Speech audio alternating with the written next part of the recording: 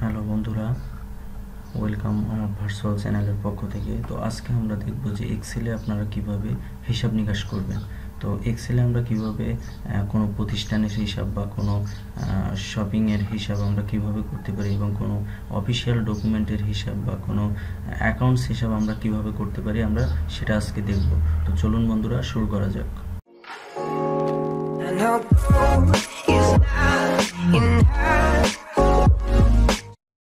তো এখানে দেখেন যে আমি একটা আপনাদের জন্য একটা ফরম্যাট দাঁড় করিয়েছি। এটা হচ্ছে একটা কোম্পানির একটা ডাটা, একটা ক্লায়েন্ট থেকে তারা কতটুকু সেল করছে বা কতটুকু কালেকশন করছে তার একটা ডাটা আমি এখানে উঠিয়ে রাখছি। তো দেখেন, এটা আমরা প্রথমে দেখব, যোগ করে দেখব, তারপরে আমরা কিভাবে কত পদ্ধতিতে যোগ করা যায় আমরা সেটা দেখব, এবং কিভাবে ডিসকাউন্ট দিতে হয় সেটা দেখব, এবং কিভাবে মাইনাস করতে হয় সেটা দেখব। তো দেখেন যে আমার এখানে একটা ডাটা দেওয়া আছে যে 1 নম্বর সিরিয়ালে রায়হান নামক একজন ক্লায়েন্ট, সে জানুয়ারিতে এত টাকা সেল করছিল বা কালেকশন করছিল, ফেব্রুয়ারিতে এত টাকা করছিল, মার্চে এত টাকা করছিল। তো আমি এখন দেখব যে কিভাবে আপনারা এটা যোগ করবেন। তো যোগ করার ক্ষেত্রে আমরা মূলত জানি যে এক্সেলে যোগ মূলত 3 থেকে 4টি ভাবে করা যায়। তো আমি এখানে একটি দেখাচ্ছি। তবে একটা বিষয় খেয়াল রাখতে হবে, সেটা হচ্ছে যে এক্সেলের যোগ বিয়োগ গুণভাগ যেটাই করেন না কেন, প্রত্যেকটা কাজের ক্ষেত্রে আপনাকে সমান চিহ্ন ব্যবহার করতে হবে। তো যোগ করার জন্য আমি এখানে সমান চিহ্ন দিই, এখানে দিলাম। এখন যদি আমি সাপোজ এখানে যোগ করি যে 50 যোগ 50, দেখুন আমি যদি এখানে ইন্টার মারি, দেখেন এখানে কিন্তু ঠিক 100 চলে আসছে। তো এটা একভাবে আপনার যোগ করা যায়। অন্য আরেকটা ভাবে করা যায়, সেটা হচ্ছে মনে এখানে 50 প্লাস এই ঘরে 50। তো আমি যদি এই দুইটা এই ঘরে যোগ করতে চাই, সেক্ষেত্রে আমাকে দিতে হবে যে সমান চিহ্ন দিয়ে লিখতে হবে সাম, অথবা অন্য আরেকটা ভাবে লেখা যায়, সেটা হচ্ছে সমান এই ঘর প্লাস দ্বিতীয় ঘর। দেখেন আমি যদি এখন এন্টার মারি, আমার সেম রেজাল্ট আসবে।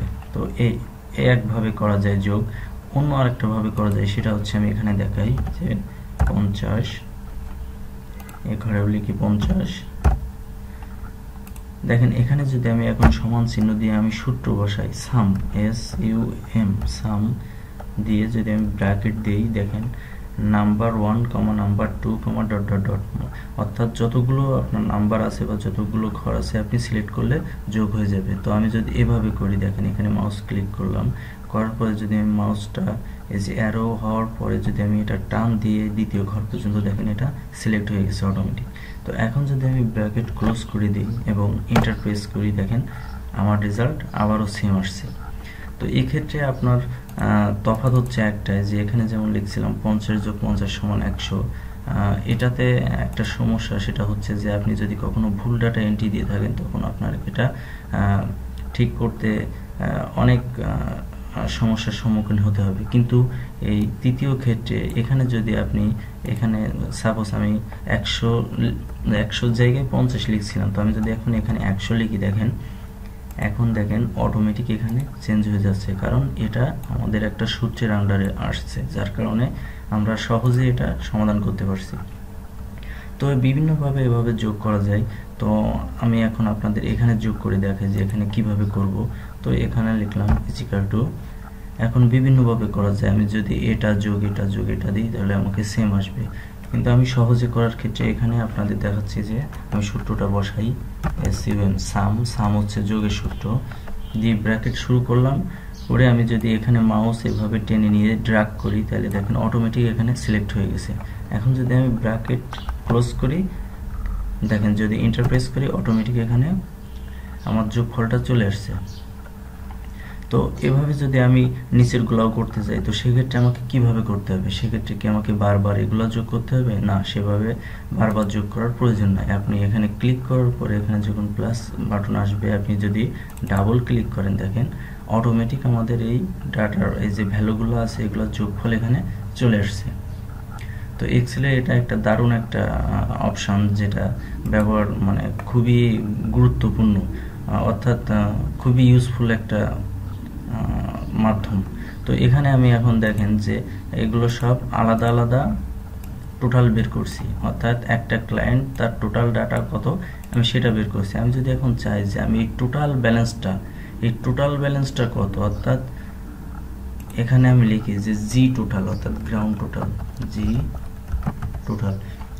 টোটাল কত, অর্থাৎ সবগুলো ক্লায়েন্টের কাছ থেকে এই 3 মাসের টোটাল কত টাকা কালেকশন হয়েছে আমি সেটা বের করতে চাচ্ছি। তো আমাকে এখানে ক্লিক করে লিখবো আমি সমান, আবার লিখি সামের সূত্র লিখি, ব্র্যাকেট দিলাম। এখন যদি আমি এখানে সেম ভাবে এরকম ড্র্যাগ করে নিই এই পর্যন্ত, দেখেন আমার অটোমেটিক সিলেক্ট হয়ে গেছে। এখন যদি আমি ব্র্যাকেট ক্লোজ করি এবং এন্টার প্রেস করি, দেখেন আমার টোটাল ডাটাটা চলে আসছে 44,200 টাকা, অর্থাৎ এইগুলো যোগ করার পরে 44,200 টাকা হবে।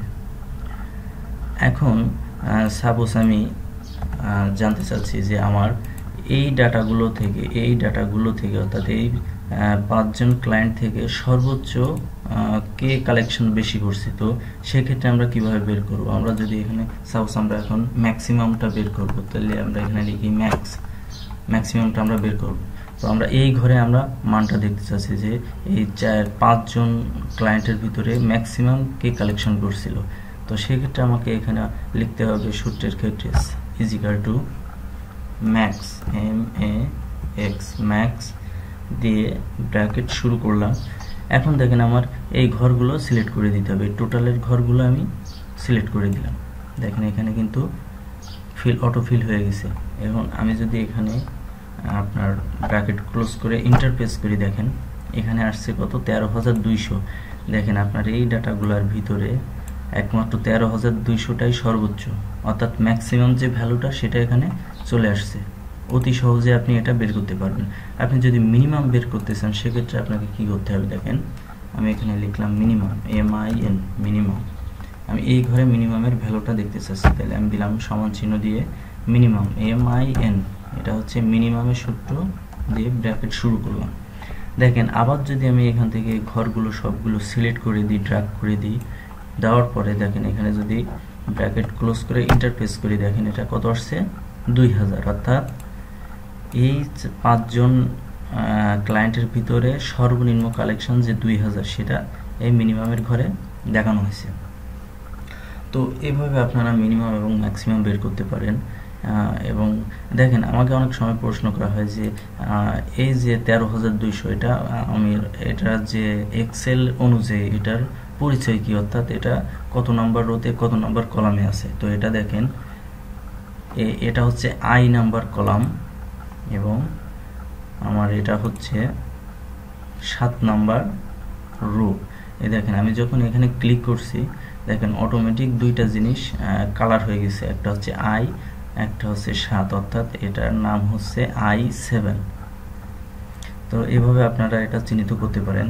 তো এখন যদি আপনারা দেখতে চান যে কিভাবে টোটাল টাকা থেকে আমি ডিসকাউন্ট দিব, অর্থাৎ কিভাবে এই টোটাল টাকা থেকে মাইনাস করলে আমি মূল টাকাটা পাবো, অর্থাৎ আমরা এতক্ষণ দেখলাম প্লাস এবং দেখলাম যে কিভাবে ম্যাক্সিমাম বের করতে হয়, কিভাবে মিনিমাম বের করতে হয়, কিভাবে টোটাল বের করতে হয়।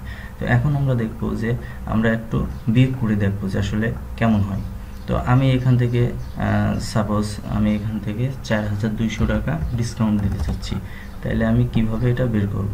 তো এখানে আমি এখানে লিখলাম যে ডিসকাউন্ট, এখানে ডিসকাউন্ট লিখবো, এখানে আমি ডিসকাউন্টের ভ্যালুটা জানতে চাচ্ছি। তো এখানে আমি সমান চিহ্ন দিলাম, দেওয়ার পরে আমি এই ঘরটা সিলেক্ট করলাম, টোটাল ভ্যালুটা আমি সিলেক্ট করলাম, করার পরে আমি দিলাম মাইনাস, টোটাল ভ্যালু দেওয়ার পরে মাইনাস দিলাম। মাইনাস দেওয়ার পরে আমি কি করব, আমি যে ডিসকাউন্ট দিয়েছিলাম সেটা আমি ক্লিক করব, করার পরে আমি ইন্টারপ্রেস করব।